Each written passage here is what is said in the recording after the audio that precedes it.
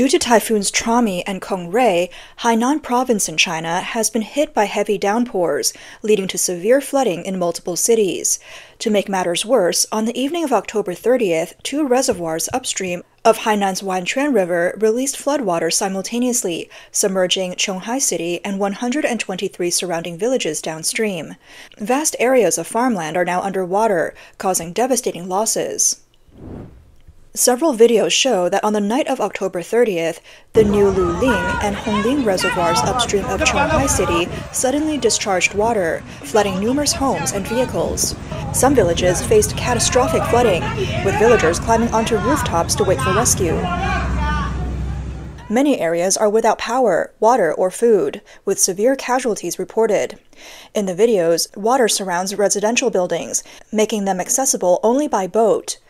A small rescue boat can be seen carrying a limited amount of food supplies. Brother, do you have anything to eat? There's no food here yet. The delivery's here. Any food? The heavy rain struck with turning Qionghai City into a vast expanse of water within just a few hours. Floodwaters reached waist height. In another video, a man who has lived in Haikou for 15 years remarks, "This is the first time I've seen Nandu River with so much water." Wanquan River's Jiaji Dam is nearly submerged by floodwaters. Video footage shows the muddy, rushing waters. Roads, farmlands, trees, and homes are submerged. The flood even surged over the dike, flowing continuously into the city. Due to the heavy rain, the Jiaji Bridge, which spans the north and south banks of the Wanquan River, has been closed, causing long traffic jams. A resident of a disaster-hit village recounted, at around 5 p.m. on October 29th, the water barely started seeping into the house, but just after 10 p.m. it was nearly at the ceiling. The water rose so quickly that we could only escape to the second floor, hoping someone would come to rescue us. That night, I couldn't sleep at all. One moment, the bed was submerged. The next, the fridge toppled. I kept listening for any sounds downstairs and hoping someone would arrive to help us. I was on edge the entire time. When I went out in the morning, the water was only ankle deep, but by noon it had reached my waist. Now it's likely up to my neck. My home is on higher ground, but even so, the water has entered our yard, making it impossible to leave the house. A lychee grower in Hainan reported, "The lychee saplings I just planted were flooded again." Some residents near the Wanquan River commented, "I'm currently by the Wanquan River, and the water level has risen over 2 meters above the usual mark. It's now higher than the rooftops." On October 28th, a tragic incident in Hoshan Town, Qionghai City, claimed the lives of a mother and her 7-year-old son. They were returning home by motorcycle and fell into a flooded ditch under a bridge. On October 30th, a severe rainstorm hit Qionghai County in Hainan, resulting in a landslide that killed 3 people and injured 4. Following the typhoon on October 31st in Wanquan Town, floodwaters receded, leaving streets littered with tons of debris and garbage. The Hainan Provincial Meteorological Bureau reported that between 8 a.m. on October 29th and 8 a.m. the next day, rainfall exceeded 300 millimeters in 37 townships across 6 cities and counties in Hainan Island. In Qionghai, Wanning, and Qionghai, 14 townships saw over 400 millimeters, while 2 townships in Qionghai and Wanning reached over 500 millimeters. A maximum of 600 millimeters was recorded in Huishan Town, Qionghai. The sudden unannounced release of floodwaters from reservoirs led to what some social media users have labeled a disaster created by human error. They said, "The reservoir doesn't seem to be for power generation, but for drowning people at critical moments." Most floodwaters in China are caused by these reservoir discharges. People are sacrificed whenever needed. According to a report from Yi Cai, after facing a historic typhoon, Hainan contends with another major rainstorm. This series of natural disasters may place a strain on Hainan's economy for the rest of the year. On November 1st, Typhoon Kong-Rey struck Shanghai with intense wind and rain, a rare autumn occurrence that caused widespread traffic disruptions and power outages. Official reports noted wind speeds exceeding 20 meters per second, which translates to over 70 kilometers per hour. The city issued emergency warnings, reducing speed limits on highways and roads at altitude. Several universities moved classes online, and ferry and high-speed rail services were suspended. After Typhoon Kong-Rey and heavy rains, Shanghai's Wanda Plaza turned into a massive pool of water, with parts of the shopping mall flooding again. What kind of engineering is this at Pudong Airport? Just one rain and the place is flooded.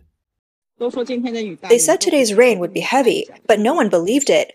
Let me show you. This was the Suzhou River pedestrian walkway, and now it's completely underwater. This is Shanghai's strongest typhoon in 75 years. In the morning, the winds weren't too intense, but by noon, the typhoon's power was overwhelming. The Oriental Pearl Tower became nearly invisible in the wind and rain, and trash was being swept up into the sky. The wind speed on the Huangpu River is truly shocking. Due to the downpour, numerous areas across Shanghai flooded, and several weather stations reported record-breaking rainfall. The storm mainly hit Fengxian, Pudong, and Minhang, with the highest rainfall recorded at the 4-group Yangzhazhai weather station in Fengxian, measuring 340 millimeters, and the highest hourly rate was recorded at Yicheng Park in Pudong, accumulating over 300 millimeters within 6 hours. Even the Huangpu River overflowed, and the Shanghai Natatorium looked like an outdoor pool, with some underground parking garages also flooding. As Typhoon Kong-Rey swept across Shanghai, rain poured horizontally, and trees swayed violently. The streets turned into vast pools, and cars cautiously pushed through the flooded waters as if navigating waves. Some citizens noticed that the Suzhou River was on the brink of overflowing. Footage shows the bridge near Jiapu Road nearly submerged, with the road sign mostly underwater. Similar scenes unfolded around Wuning Road Bridge, where floodwaters rose onto the riverside platforms, submerging the green areas by the riverbank. Another video shows a high water level on Longyao Bridge, where the drainage system could no longer handle the flow. One online comment lamented, "Shanghai's legendary resilience is gone. Recent typhoons aren't sparing us anymore." One even doubled back for another pass. Another comment read, "Shanghai's weather this year is bizarre. A major typhoon in November?" In addition to Shanghai, Typhoon Kong-Rey brought strong winds and heavy rain to other parts of China's southeast coast, particularly the Yangtze River Delta. The relentless rain continued for nearly 30 hours, an unprecedented event in the region's history. On the evening of October 31st, heavy rainfall swept across eastern and northern Zhejiang, with an average precipitation of 70 millimeters across the province. In Wenzhou, Taizhou, and Ningbo, rain levels exceeded 144 millimeters. As of 9 a.m. on November 1st, 280,000 people had been evacuated due to severe flooding, with 14 major river stations exceeding warning levels. By 10 a.m. on November 1st, water levels had risen significantly in Ningbo's Yong River and Fenghua River, submerging the lower parts of bridges. Many areas in Ningbo were flooded, with cars submerged, and homes were flooded in surrounding towns. I was driving, and I noticed a car that wasn't moving. It was a BMW, actually. There were 5 cars stuck in total. I can't even switch lanes. I don't even know where the road ends. I'm trying to stay to the left, but I don't see the curb. It's unbelievable. Such nice cars flooded. Luckily, my car has high clearance, but this road is way too deep. The gate at the riverbank has been closed. Let me show you the water level in Fenghua River. It's so high. Look at it. See that? The gate is shut to protect us. Otherwise, the water would flow right in. Typhoon Kong-Rey also triggered widespread flooding across Jiangsu and Zhejiang, leaving urban and rural areas inundated, with vehicles wading through water and crops destroyed. The losses are hard to estimate. On the morning of November 1st, in Ninghai's Yangmeiling Reservoir, 7 out of 9 floodgates were opened for water discharge. Videos posted by locals at Haizhou showed extensive flooding on streets in residential areas, leaving both vehicles and pedestrians stranded. Water's gotten into my car. It seems like I can't move anymore. Our electric scooter is submerged, and with this heavy rain, we can't even leave the house. Look at this floodwater. Truck drivers are still pushing forward, delivering goods. They're really working hard. Within hours, Taizhou's urban area transformed into a vast lake, with floodwaters reaching waist height. In such a dangerous situation, some residents tried to find humor in the chaos. One father and son used a door as a makeshift raft to float around. The impact of Typhoon Kong-Rey was also severe in Fujian, where storm surges and heavy rain led to extensive flooding. The storm caused widespread disruptions to transportation, power, and communication systems, forcing many residents to evacuate. The strength and destructive power of this typhoon were truly staggering. On October 31st, Fuzhou experienced strong winds reaching force 12 and heavy rain. In response, Fuzhou's Fuqing City, Changle District, Pingtan Island, and other areas suspended work, classes, and all large events. Along the coast of Fujian, 73 ferry routes, involving 204 passenger ferries, were halted due to the typhoon. At Fuzhou Changle Airport, 260 flights were cancelled, 74% of all scheduled flights. Numerous high-speed train services along the Hangzhou-Shenzhen, Shanghai-Kunming, and Hangzhou-Taiwan routes were also suspended, including some trains between Hong Kong and Fuzhou. In Putian, Typhoon Kong-Rey brought powerful winds and heavy rain, tearing solar panels off rooftops and blowing off sections of roofing. Witnesses captured the damage caused by the typhoon's strength, showing power poles knocked over and landing on cars. Walking against the wind was nearly impossible. A large tree in Putian was uprooted by the typhoon, crashing onto a parked car along the roadside. One local shared, "The iron sheets on our neighborhood's parking canopy were nearly all torn off. The clouds are racing across the sky, the wind is howling, and even the wall of the nearby police station was blown down." Additionally, under the influence of Typhoon Trami, Hainan Province faced severe winds and rain starting in the early hours of October 28th. Flooding affected multiple areas, halting transportation and canceling flights. Between 8 a.m. on October 28th and 8 a.m. the next day, 9 towns in Ding'an County, Hainan, saw over 300 millimeters of rainfall. Floodwaters in Ding'an rose rapidly, reaching level 3. Houses built by homeowners were submerged, trapping many residents without sufficient supplies. Streets were heavily flooded, submerging countless vehicles and causing significant losses. In Sanya, a red alert for heavy rain was issued. The downpour lasted over 10 hours, leading to widespread flooding. Buses were stranded in the floodwater. Tragically, on October 28th, a young elementary school student went missing after school. Surveillance footage showed him accidentally falling into a drainage culvert.